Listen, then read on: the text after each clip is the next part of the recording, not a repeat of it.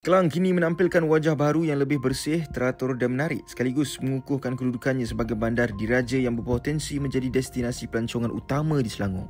Datuk Bandar Majlis Bandaraya Diraja Kelang MBDK Datuk Abdul Hamid Hussein berkata, bandar itu melalui transformasi ketara hasil usaha pembersihan, pengindahan serta penambahbaikan kemudahan awam yang dijalankan secara besar-besaran.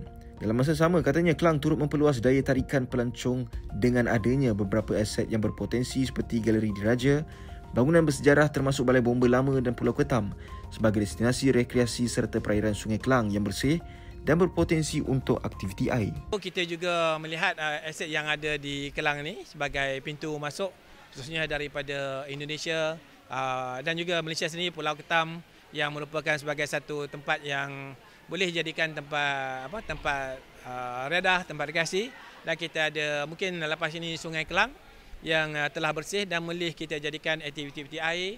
Dan selain daripada itu, kalau kita lihat di Yacht Club yang ada kat sini juga merupakan sebagai tempat kita anggap sebagai pelancong boleh datang sebab pelayar-pelayar akan singgah di sini untuk mereka menikmati Kelang.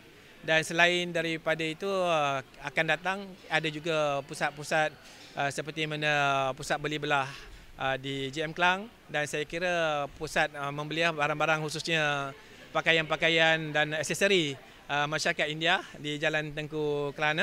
Yang itu juga boleh menarik dan mengundang pelancong, dan kita jangkakanlah pelancong-pelancong akan datang dan kita akan cuba memperbanyakkan lagi tempat-tempat yang boleh dikunjungi oleh pelancong-pelancong yang datang. Beliau berkata demikian ketika Majlis Apresiasi Media yang bertemakan Hawaii Night di Royal Selangor Yacht Club pada Jumaat malam bagi menghargai sokongan semua pihak.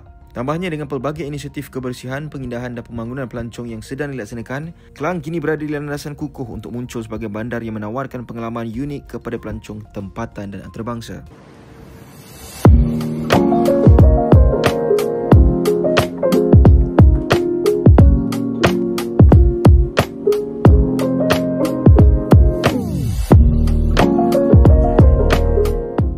Berapa kali jantung kita berdenyut dalam sehari? Hampir 100,000 kali. Dan masa tidur, kadar denyutan jantung adalah rendah. Jantung kita berfungsi seperti enjin. Ia sampaikan darah beroksigen ke seluruh badan berterusan dan mengeluarkan karbon dioksida. Bila darah tak berapa lancar ke jantung, akan menyebabkan pelbagai masalah kesihatan seperti darah tinggi, penyakit berkaitan dengan jantung dan lagi. Tesli Dungeon membantu melancarkan pengaliran darah. Ia mengurangkan bebanan jantung. Tesli, teman kesihatan anda.